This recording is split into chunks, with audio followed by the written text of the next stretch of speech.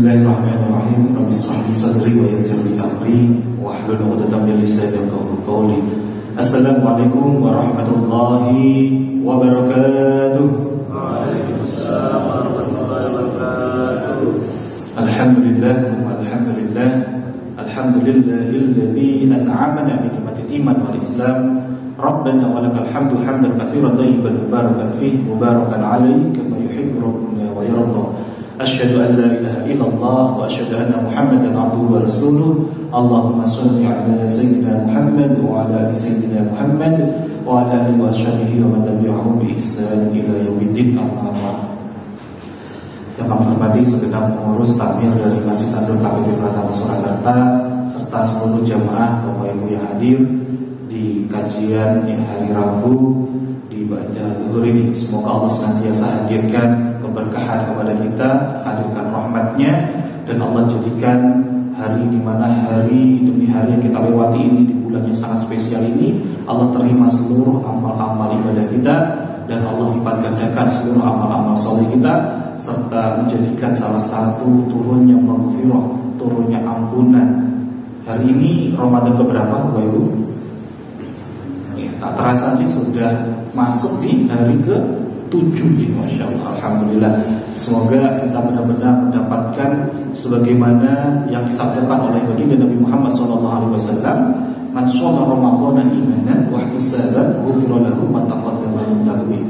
Jadi dengan sungguh-sungguh kita berpuasa di bulan Ramadan ini dengan didasari iman dan sungguh-sungguh wahtisaban, hanya sungguh-sungguh mengharap ya ridhonya Allah lillahi ta'ala, maka Allah akan ampuni, turunkan maghfirahnya kepada kita atas dosa-dosa kita yang telah lalu, sehingga kita pun nanti akan dihadirkan keselamatan, kemudahan dalam yaumul hisab kita menuju kembali mudik ke kampung halaman terbaik, yakni surganya Allah. Amin Allahumma amin.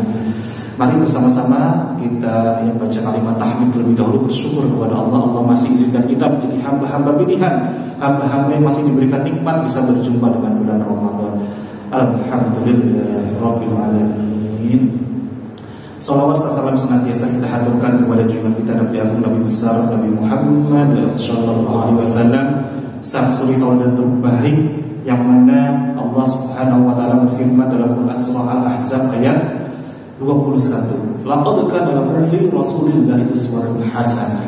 Sungguh telah ada pada diri Rasulullah itu suri tauladan yang baik bagimu. Maka dengan kita ittiba kepada beliau, mengikuti sunnah-sunnah beliau, terlebih hari ini kita akan belajar bersama-sama terkait dengan ya sirah perjalanan kehidupan bagi Nabi Muhammad SAW.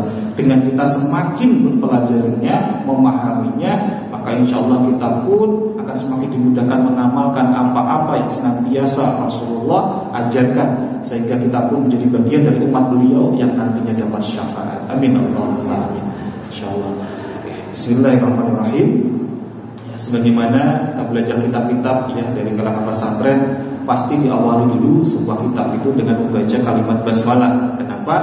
Karena seluruh amal kebaikan itu tanpa didahului bismillah, tanpa didahului menyebut asma Allah, maka barokahnya itu qalilan, barokahnya itu sedikit. Maka pasti senantiasa kita awali dengan yang membaca basmalah.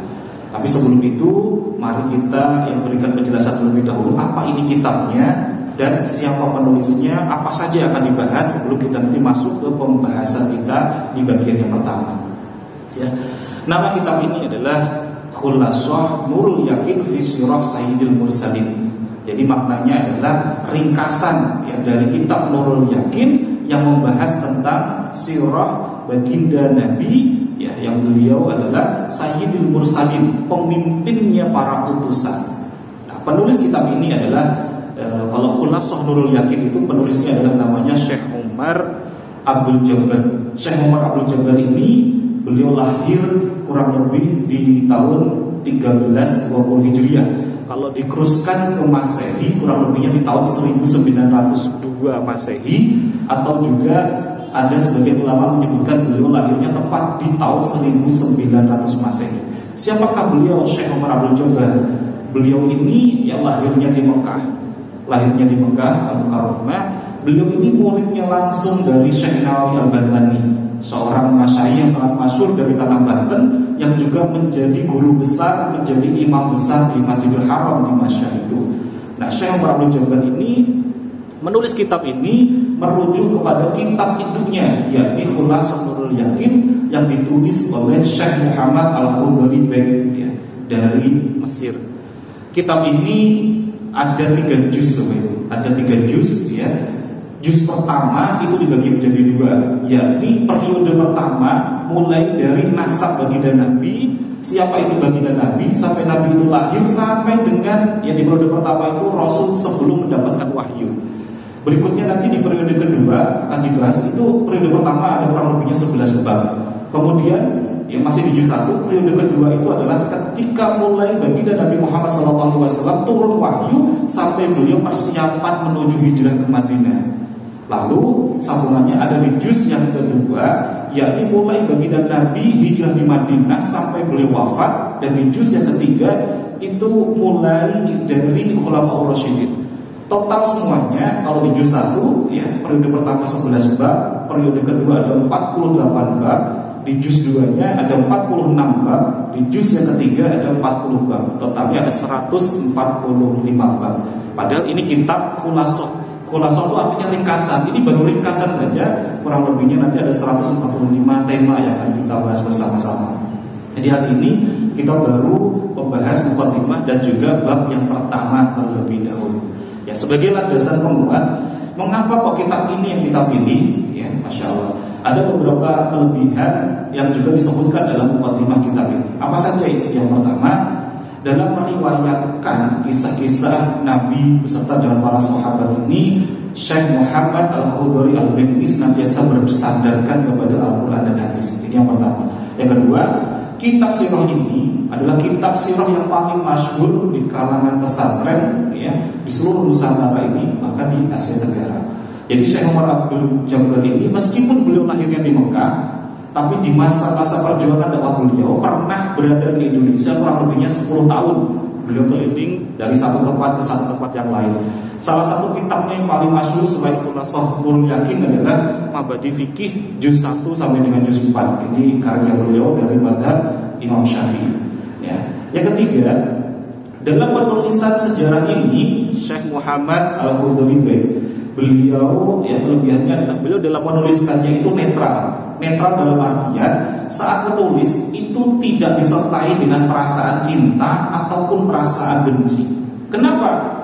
Kalau sejarah itu ditulis dengan perasaan cinta, maka kalau ada sejarah yang gak baik akan diubah menjadi baik-baik. Ya. Kalau sebuah sejarah itu kok ditulis dengan perasaan benci, maka bisa saja nanti dirubah, hal yang baik-baik dirubah menjadi tidak baik. Nah, ini salah satu kelebihan dari kitab Khulasatul Yakin ini. Maka sebelum kita belajar, kita mari senantiasa landasi terlebih dahulu. Mengapa kita penting sekali belajar sirah? Padahal banyak sekali ilmu yang harus kita kaji. Lalu mengapa kok sirah Nabi ini yang harus kita pelajari? Sejatinya banyak alasan untuk kita harus belajar. Salah satunya nanti kita bahas. Ya, yang pertama, sirah Nabi ini akan mengenalkan kita kepada sosok baginda Nabi Muhammad SAW beserta dengan keluarga untuk semakin menumbuhkan mahabbah, kecintaan kita kepada beliau. Kita seringkali ngaku cinta kepada Nabi, tapi kitanya sendiri tidak mau mengenalnya. Jadi ada 3 golongan orang-orang yang ketika yang ditanyakan tentang bagaimana ya, kehidupan Nabi. Yang pertama, orang yang sungguh-sungguh ingin tahu terus belajar. Ini golongan pertama, golongan yang luar biasa. Golongan yang kedua, ya tidak begitu peduli. Yang ketiga, belas tidak peduli sama sekali. Semoga kita masuk di golongan orang-orang yang pertama. Kenapa penting sekali kita itu? Ya Masya Allah, untuk muncul rasa cinta didasari dengan mengenal, dengan ta'aruf. Bagaimana mungkin pembuktian sebuah cinta itu ya ada tanpa kitanya mau memahami, mau mengenal siapa sosok yang kita cintai. Dan kalau kita sungguh-sungguh mencintai Rasulullah SAW, maka Masya Allah, Rasulullah SAW bersabda, ini juga diriwayatkan oleh Imam At-Tirmidzi, al-mar'u ma'aman ahabba yaumal qiyamah. Seseorang itu beserta orang yang dicintainya pada hari kiamat. Kira-kira Bapak Ibu, pengen gak kita itu ya nantinya dikumpulkan dengan orang-orang yang kita cintai? Salah satunya adalah baginda Nabi Muhammad SAW. Pengen buat kita. Pada saya yang pengen hanya 2, pengen betul. Masya Allah. Maka dengan sungguh-sungguh kita mencintai baginda Nabi, kita pun nanti akan dikumpulkan dengan baginda Nabi. Otomatis kalau kita dikumpulkan dengan baginda Nabi, kita akan dapatkan surga terbaik. Karena surga itu ada beberapa tingkatan. Maka semoga kita pun nanti sungguh-sungguh semua yang hadir di sini akan juga diberikan satu karunia yang sangat luar biasa dari Allah, bisa bertetangga dengan Rasulullah nanti di surganya kelak. Amin. Yang kedua, alasan kedua mengapa penting sekali kita belajar ini, sirah ini. Dengan belajar sirah ini akan memudahkan kita untuk meneladani akhlaknya secara langsung dari Rasulullah SAW. Sebagaimana tadi dalam mukadimah, ya sampai-sampai Allah saja berfirman, ya laqad kana lakum fi Rasulillah uswatun hasanah. Sungguh telah ada pada diri Rasulullah itu suri tauladan yang baik bagimu. Maka tidak ada alasan untuk tidak kita ikuti, tidak kita ittibai kepada baginda Nabi Muhammad SAW. Yang ketiga, dengan kita belajar sirah Nabi ini akan semakin menumbuhkan keimanan kita. Kita nanti akan belajar bagaimana kisah-kisah keajaiban dari para baginda Nabi beserta dengan para sahabat. Jadi iman itu ada 3 tingkatan. Ya, keimanan atau keyakinan itu ada 3 tingkatan. Yang pertama baru di tahap namanya ilmu yakin, hanya sekedar yakin saja. Yang kedua levelnya di atasnya namanya ainul yakin. Ketika kita melihat, mendengar orang-orang mendapatkan keajaiban terus kemudian kita imani, itu levelnya di ainul yakin. Tapi ada level yang ketiga namanya level hakul yakin. Ketika kita memahami sejarahnya Rasulullah, kemudian kita praktekkan hikmahnya dan kita mendapatkan fadilahnya, disitulah kita ada di fase hakul yakin. Artinya kita gak hanya sekedar yakin saja, tapi juga kita praktekkan dalam kehidupan kita sehari-hari. Dan yang terakhir, ya sebenarnya banyak, cuma kita hanya ambil 4 poin saja. Yang terakhir adalah dengan kita belajar sirah ini sejatinya akan membantu kita tanpa kita sadari memahami Al-Quran. Karena dengan belajar sirah inilah sejatinya tanpa kita sadari kita juga memahami nanti asbabun nuzulnya, turunnya ayat-ayat ya kalamullah. Dan Sayyidah Aisyah radhiyallahu anha, ya beliau pernah mengatakan bahwa akhlak ya Nabi itu, akhlak beliau adalah Al-Quran. Sehingga ketika kita belajar akhlaknya Rasulullah, otomatis kita pun juga mengkaji, membedah, mempelajari Al-Quran itu sendiri. Ya Allah bismillah. Maka bismillah, mari kita bersama-sama kita pelajari ya kitab Sirah ini, kitab Nurul Yakin. Bismillahirrahmanirrahim. Walal musannifu rahimahullahu ta'ala wa nafa'ana bihi wa bi ulumihi fid daraini amin. Ad-daurul awal, ya, periode pertama. Di sini pembahasan ya bab pertama min hayati Rasulullah sallallahu alaihi wasallam, yakni kehidupan baginda Nabi Muhammad sallallahu alaihi wasallam. Bab yang pertama Sayyidina Muhammad, ya, baginda Nabi Muhammad sallallahu alaihi wasallam. Siapakah baginda Nabi Muhammad sallallahu alaihi wasallam ini? Ya, dalam kitab ini dijelaskan, huwa Rasulullahi ilan nasi ka'afatan. Beliau adalah seorang utusan Allah kepada seluruh manusia. Nah, ada 2 poin di sini yang bisa kita bedah. Yang pertama, beliau ini adalah utusan Allah, ya, Rasulullah. Jadi Rasul itu pasti Nabi. Kalau Nabi belum tentu Rasul. Perbedaan yang paling signifikan adalah Rasul itu wajib menyampaikan risalah kepada umatnya, sedangkan Nabi tidak wajib. Jadi Nabi Muhammad itu adalah Rasulullah. Makanya kita pun dalam syahadat, dalam masuk agama Islam itu, ya setelah ya syahadat itu kan dibagi menjadi 2. Persaksian yang pertama tentang tauhid kepada Allah, yang kedua tentang kita bersaksi bahwa baginda Nabi itu adalah utusan Allah. Dan Masya Allah, dari perbedaan Nabi ini kita semakin menyadari bahwa ternyata sejatinya Bapak Ibu, bahwa Rasul itu ada banyak, Nabi itu ada banyak.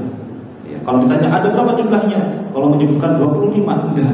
25 itu adalah Rasul sekaligus Nabi yang wajib kita ketahui. Tapi kalau jumlahnya ada berapa? Ada banyak sekali. Karena sejatinya setiap umat, ya dari zaman sebelum Nabi Muhammad, setiap umat itu Allah utus para nabi-nabi. Ya, jadi jumlahnya itu banyak. Tapi yang wajib kita ketahui ada 25 saja. Kemudian ya, Rasulullah ini kan utusan Allah kepada seluruh alam, kepada seluruh manusia, ya, ilan nasi ka'afatan. Artinya apa? Artinya di sini ada para utusan Allah yang tidak untuk seluruh manusia. Siapa itu? Nabi-nabi sebelum Rasulullah. Jadi hanya Rasulullah saja yang dipilih oleh Allah untuk menjadi nabi seluruh manusia. Buktinya apa? Kalau nabi-nabi terdahulu itu tidak untuk seluruh manusia, hanya untuk kalangan-kalangan tertentu, ya. Jadi para nabi terdahulu itu diutus hanya untuk umatnya saja, bangsanya saja, ya, atau kaumnya saja, tapi tidak dengan Rasulullah. Buktinya apa? Di dalam Quran surah An-Nahl ayat 36, Rasulullah, masya Allah, Allah Subhanahu Wa Taala, ya, berfirman, sesungguhnya kami telah mengutus Rasul pada tiap-tiap umat. Artinya di setiap umat itu sebelum Nabi yang terakhir itu ada, ya, utusan-utusan Allah. Dalam Quran surah Fatir ayat 24 disebutkan, dan tiada suatu umat pun melainkan telah ada seorang pemberi peringatan. Artinya, ya, masya Allah, perbedaannya sangat signifikan bahwa Rasulullah itu lebih mulia daripada utusan-utusan lainnya. Buktinya apa lagi? Bahwa para nabi terdahulu itu terbatasi oleh wilayah, oleh teritorial, oleh kaum atau umatnya saja. Coba kita simak beberapa kisahnya para nabi. Contohnya Nabi Ibrahim. Ketika Nabi Ibrahim itu beliau berdoa kepada Allah minta seorang anak, ya, dari jalur istrinya yang bernama Sarah, bukannya dari Hajar. Kalau dari Hajar kan Nabi Ibrahim dikasih keturunan berupa Nabi Ismail, tapi dari jalur Sarah. Ini ada di dalam Quran surah Hud ayat 69, 70, 71, 72. Itu ada kisahnya ketika Nabi Ibrahim itu meminta dikasih keturunan. Kemudian dalam ayat tersebut Nabi Ibrahim itu diberikan kabar gembira. Hadirnya para malaikat datang menjumpai Nabi Ibrahim, kemudian mengatakan bahwa kamu nanti akan memiliki keturunan, ya. Tapi sebelum memberikan kabar gembira itu Nabi Ibrahim menyiapkan hidangannya. Ada tamu nih, tamu agung, memberi kabar gembira, dikasih hidangan daging sapi. Ketika dikasih hidangan daging sapi, kok ini gak disentuh? Nabi Ibrahim mulai curiga, ini siapa? Ini bukan orang sembarangan. Ternyata ini adalah malaikat-malaikat Allah. Ketika Nabi Ibrahim mulai muncul rasa gak nyaman, muncul dalam tanda kutip rasa takut, kemudian malaikat ini mengatakan, sesungguhnya aku diutus oleh Allah untuk, ya, berjumpa dengan Nabi Lut, tapi untuk menyampaikan kabar gembira terlebih dahulu kepadamu. Artinya Nabi Ibrahim dengan Nabi Lut itu hidup satu zaman. Kemudian, ya, singkat cerita dalam kisah tersebut, Nabi Ibrahim alaihissalam bertanya, bukankah, ya, karena kabarnya itu yang akan disampaikan kepada Nabi Lut adalah akan dimusnahkan seluruh kaum Sodom. Jadi Nabi Lut itu tugasnya hanya untuk kaum Sodom saja. Nabi Ibrahim saat itu tugasnya untuk kaumnya saja, kaum Bani Israel saja. Jadi ada wilayah-wilayah tertentu, ya. Jadi ini bukti bahwa nabi-nabi terdahulu itu hanya satu teritorial saja. Termasuk, ya, Nabi Isa alaihissalam itu hanya untuk Bani Israel saja, tapi tidak untuk seluruh manusia. Beda dengan baginda Nabi Muhammad SAW. Pun lagi contohnya Nabi Ismail dengan Nabi Ishak itu sezaman. Nabi Ishak di Bani Israel, Nabi Ismail ada di Mekah. Ini mereka hidupnya sezaman, sama-sama berdakwah, tapi beda wilayah untuk umatnya masing-masing. Yang nantinya Nabi Ishak ini punya keturunan namanya Nabi Yakub, kemudian punya keturunan, ya, Nabi Yusuf, ya, ilahiri sampai dengan seterusnya. Jadi, ya, masya Allah, kalau disebutkan dengan ilan asikafatan, berarti Nabi Muhammad itu melebihi nabi-nabi terdahulu. Jadi diutus untuk seluruh manusia. Wa akhirul anbiya, dan, ya, Nabi Muhammad itu adalah akhir para nabi.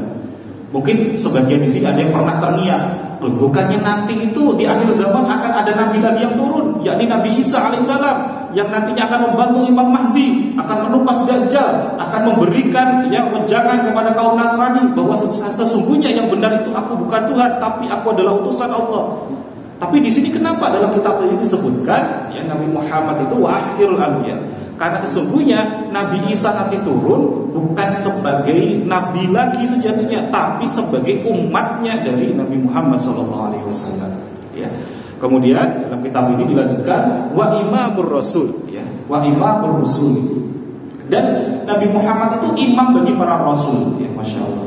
Jadi sebaik-baik, ya, urutan dari para anbiya, para rasul itu yang pertama adalah Nabi Muhammad SAW, karena beliau menjadi imamnya bagi para rasul. Setidaknya, ya, Bapak Ibu, ada dua hal yang menjadikan kita landasan. Yang pertama, ketika Nabi Muhammad SAW proses Isra, ya, sebelum Mi'raj.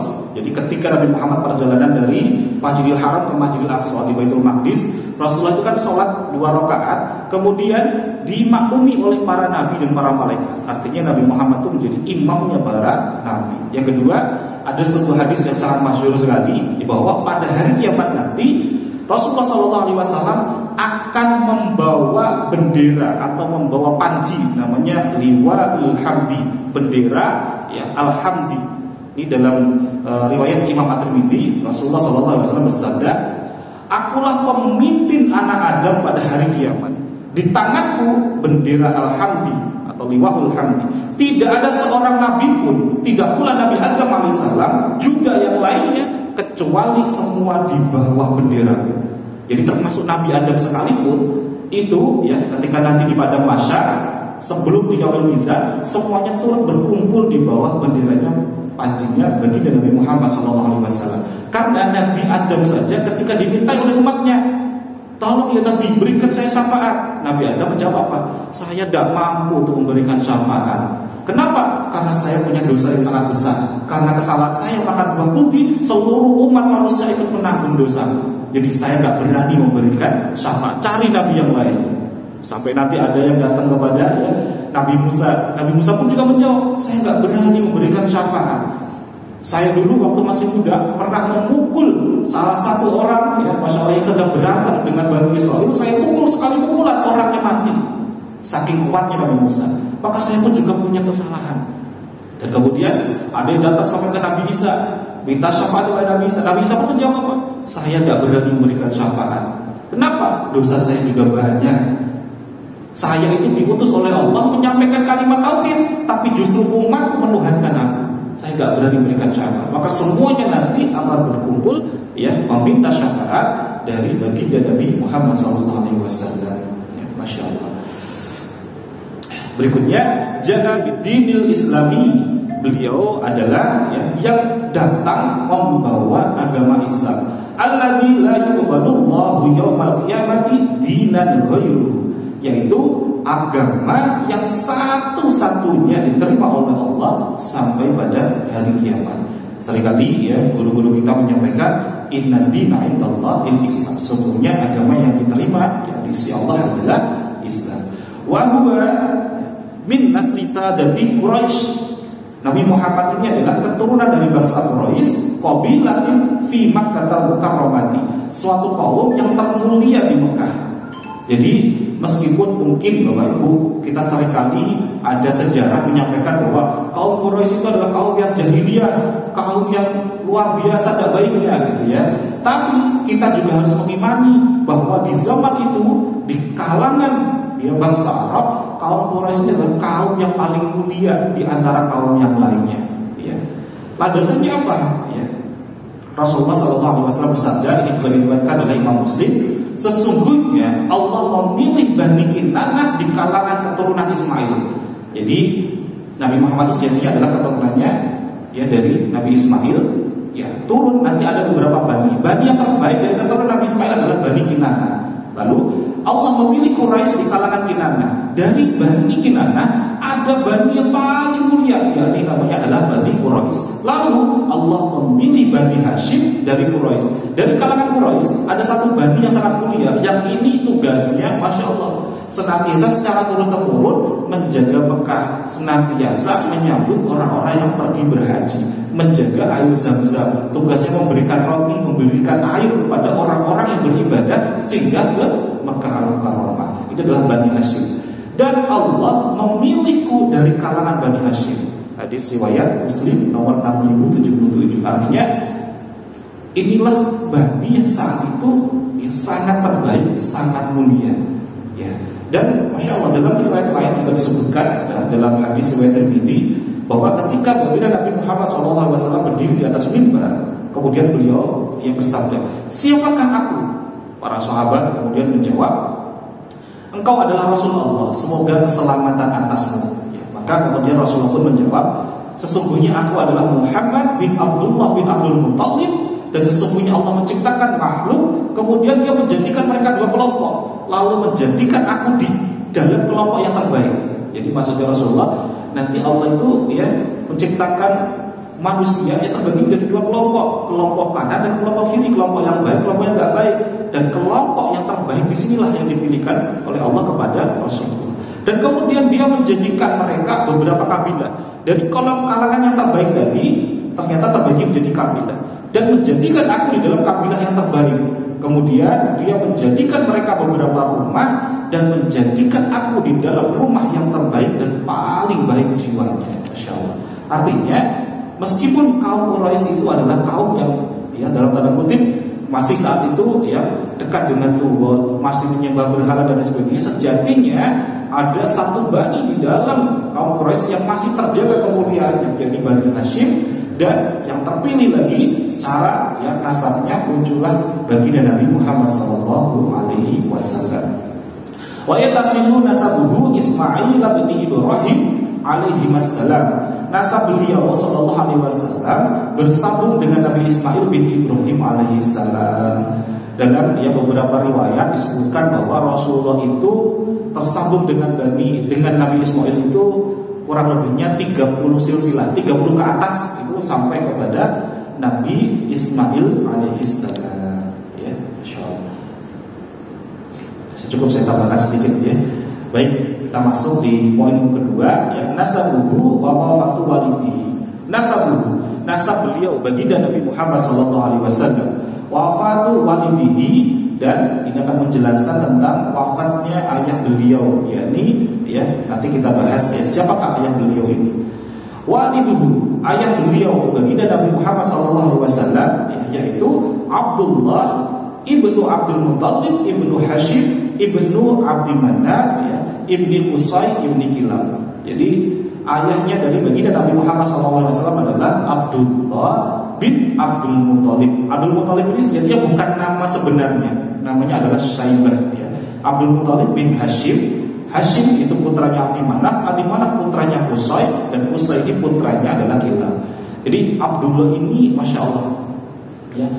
Ada satu riwayat yang sangat masyhur disebutkan Rasulullah SAW pernah bersabda, "Ana badudzabihaini." Saya adalah anak dari dua orang yang disembelih. Maksudnya, kok Rasulullah itu keturunannya dari dua orang yang disembelih.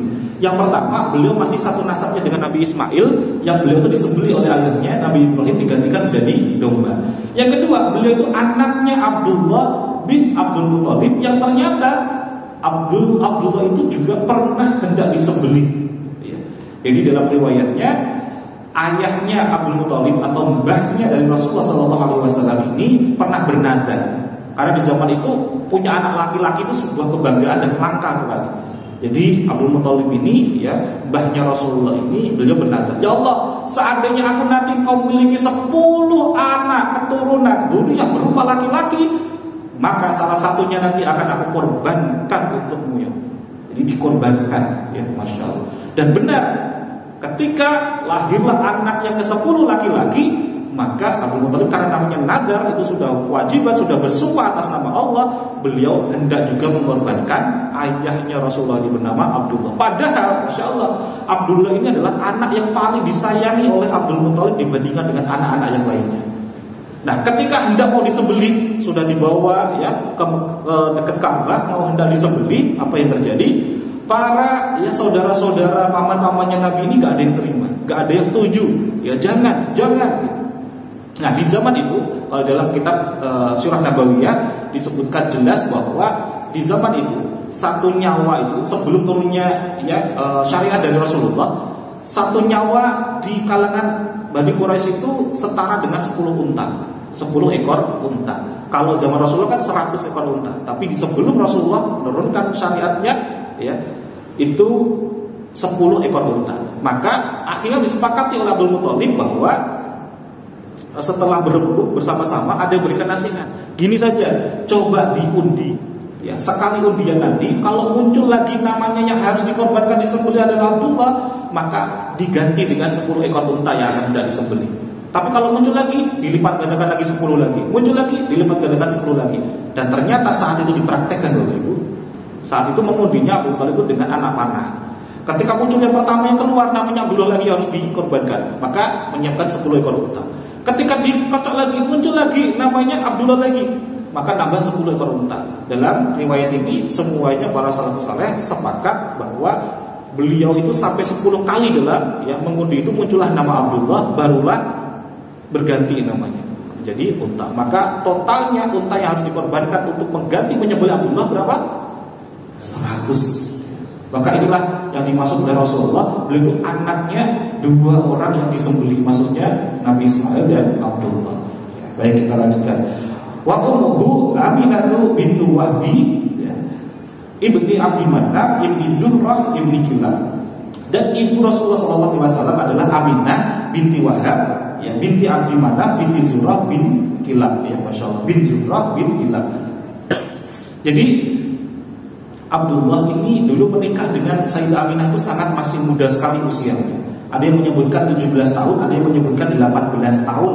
Nabi, Masya Allah. Ayah Nabi Muhammad SAW Abdullah ini menikah dengan Sayyidah Aminah. Sayyidah Aminah ini keturunan dari Bani Zurrah. Bani Zurrah itu kalangan bangsawan di kalangan Quraisy.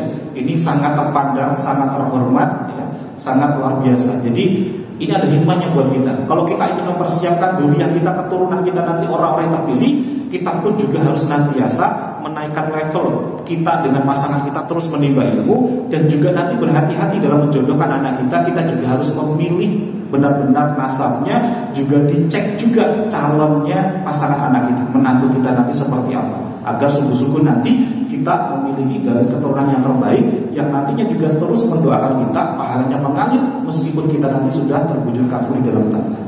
Fatajtami'u ummuhu ma'a walidihi fi jaddihil khamis. Nasab ibu dan ayah beliau bertemu di kakek yang kelima. Siapa? Wa huwa Kilabun. Ini kakeknya bernama Kilab. Jadi bapak ibu Nabi Muhammad itu ternyata kalau disambungkan lagi semuanya sama-sama keturunannya Nabi Ismail, dan semuanya ketemu di silsilah yang kelima. Siapa tadi namanya? Kilab. Silsilah yang kelima itu kalau orang Jawa nyebutnya apa? Kalau atas kita namanya bapak ibu, namanya orang tua. Atasnya lagi namanya mbah, betul kan? Atasnya mbah namanya apa? Buyut, kita. Terus kemudian yang keempat namanya apa? Canggah kalau orang Jawa. Nah, maka yang kelima namanya adalah loncat nih. Kalau udah ke loncat itu udah ke-7, ke-6, ke-8. Kalau yang kelima itu namanya wareng. Jadi ketemunya di wareng, ketemunya di keturunan yang kelima, Masya Allah, di silsilah bahnya yang kelima. Walaqad tuwfiya waliduhu wa huwa fi batni ummihi. Ayah Nabi Muhammad SAW wafat ketika Nabi masih di dalam perut. Jadi belum pernah ayahnya ini berjumpa dengan Rasulullah. Jadi ketika ada beberapa riwayat yang berbeda, Bapak Ibu. Ada yang mengatakan bahwa Abdullah ini wafat ketika di dalam kandungan Rasulullah itu 3 bulan. Ada yang mengatakan beliau 7 bulan. Ada yang mengatakan juga 8 bulan. Wallahu a'lam mana yang paling tepat. Tapi yang pasti semuanya sepakat ketika Abdullah wafat, Rasulullah masih di dalam kandungan. Ayah baginda Nabi ini seorang pedagang. Jadi ketika beliau wafat itu sejatinya ketika beliau sedang berdagang. Ketika belum sampai perjalanan pulang, masih di sekitaran Madinah. Jadi belum dekat dengan Mekah, masih dekat dengan Madinah. Beliau wafat. Beliau mengalami sakit keras, yang mana para saudara-saudaranya diminta untuk pulang terlebih dahulu memberikan kabar. Dan kemudian ayah beliau, maksudnya mbahnya Nabi Muhammad, Abdul Muthalib, menyuruh salah satu utusan untuk mendatangi Abdullah untuk merawatnya. Tapi ketika datang di sana, qadarullah ternyata beliau sudah wafat. Jadi pulang lagi sudah memberikan hanya kabar nama saja. Ternyata ketika beliau datang ke sana sudah dimakamkan. Jadi sudah tidak bisa dibawa pulang lagi, Masya Allah. Kemudian wa umruhu 18 sanatan. Usia ayahnya saat wafat itu berapa? 18 tahun. Ini yang paling masyhur 18 tahun. Walaupun ada sebagian yang mengatakan beliau wafatnya 24 tahun. Tapi yang paling masyhur dan juga ada dalam kitab ini wa umruhu 18 sanatan. Jadi Abdullah ini wafatnya usianya masih sangat muda sekali. Wadufina bil Madinah, dimakamkan di Madinah. Walam yasruq lahu syai'an minal mal. Beliau wafat tidak meninggalkan harta sedikit pun. Kecuali apa? Beliau itu meninggalkan satu khadimat, istilahnya satu asisten rumah tangga, namanya Ummu Aiman, yang nantinya akan merawat Rasulullah ketika ibundanya nanti wafat. Wallahu a'lam. Semoga apa yang kita pelajari hari ini bisa memberikan manfaat untuk kita semuanya, semakin lebih mengenal sosok beliau yang sangat mulia, uswatun hasanah kita. Insya Allah di pertemuan yang akan datang kita akan gali lebih dalam lagi mengenai ya kelahiran baginda Nabi. Jadi setelah ayahnya wafat, urutannya adalah baginda Nabi itu lahir, siapa saja yang menyusui beliau, dan keajaiban-keajaiban apa saja yang terjadi saat itu, dan juga nanti disambung dengan wafatnya ibu beliau, ya Sayyidah Aminah. Insyaallah. Kak, bismillah, kita berdoa bersama-sama. Semoga apa yang kita pelajari ini bisa memberikan manfaat untuk kita sebagai salah satu bukti bahwa kita sungguh-sungguh yang mencintai baginda Nabi, dan kita nanti bisa berjumpa berkumpul dengan baginda Nabi Muhammad sallallahu alaihi wasallam. Amin Allahumma amin. Kita tutup dengan doa bersama-sama ya Bapak Ibu. Bismillahirrahmanirrahim. Allahumma shalli ala sayyidina Muhammad wa ala sayyidina Muhammad walhamdulillahi rabbil alamin. Hamdan na'imin, hamdan syakirin, hamdan wafi ni'mahu wa yukafi'u mazidah. Ya Rabbana kama yanbaghi li jalali wajhika karim wa 'azimi sultanik. Allahumma lakal hamdu wa lakal mustaqim wa antal musta'an wa la hawla wa la quwwata illa billahil 'aliyyil 'azim. Allahumma innaka ta'lamu sirrina wa la nu'tika faqbal mu'adillatina. Allahumma yassir lana wa la tu'assir. Allahumma nas'aluka al-jannah wa na'udzubika minan nar. Allahumma innaka 'afuwwun karim tuhibbul 'afwa fa'fu 'anna ya karim. Allahumma ighfir lana warhamna waj'alna warfa'na warzuqna wahdina wa'afina wa'fu 'anna. Allahumma arinal haqqa haqqan warzuqna ittiba'ah wa arinal batila batila warzuqna ijtinabah. Allahumma a'inna 'ala dzikrika wa syukrika wa husni ibadatik. Allahumma inna nas'aluka ilman nafi'an wa rizqan thayyiban wa 'amalan mutaqabbalan. Rabbana la tuzigh qulubana ba'da idh hadaytana wa hab lana min ladunka rahmah innaka antal wahhab. Rabbana atina fid dunya hasanah wa fil akhirati hasanah wa qina adzabannar. Sallallahu ala sayyidina Muhammadin wa ala alihi washabbihi wa sallam. Al-Fatihah. A'udzu billahi minasyaitonir rajim. Bismillahirrahmanirrahim. Alhamdulillahi rabbil alamin. Arrahmanir rahim. Maliki yaumiddin. Iyyaka na'budu wa iyyaka nasta'in. Shiratal mustaqim. Shiratal ladzina an'amta 'alaihim ghairil maghdubi 'alaihim waladdallin. Amin. Sebelum tutup, semoga kita semuanya nanti ya adalah hamba Allah yang senantiasa dirindukan oleh Rasulullah. Ada satu ya, riwayat di mana Rasulullah itu ketika di halaqah di Masjid Nabawi, Rasulullah mengatakan, aku rindu. Beliau mengatakan sampai 3 kali. Sampai sahabat yang sangat dekat dengan Rasulullah, yang paling banyak terkenal ahli dalam menjalankan sunnah Rasulullah, yakni Abu Bakar, bertanya, engkau rindu kepada siapa? Rasulullah menjawab, aku rindu kepada ya saudaraku. Bukankah kami ini saudaramu ya Rasulullah? Bukan, kamu itu sahabatku. Lalu siapa yang kau rindukan yang kau maksud sebagai saudaraku itu ya Rasulullah? Dialah mereka-mereka yang hidup tidak di masaku. Mereka belum pernah berjumpa denganku, mereka belum pernah duduk bersama-sama denganku, tapi mereka senantiasa mengimaniku, mencintaiku, mengamalkan apa-apa saja yang aku ajarkan. Maka siapa ini sejatinya yang dirindukan oleh Rasulullah?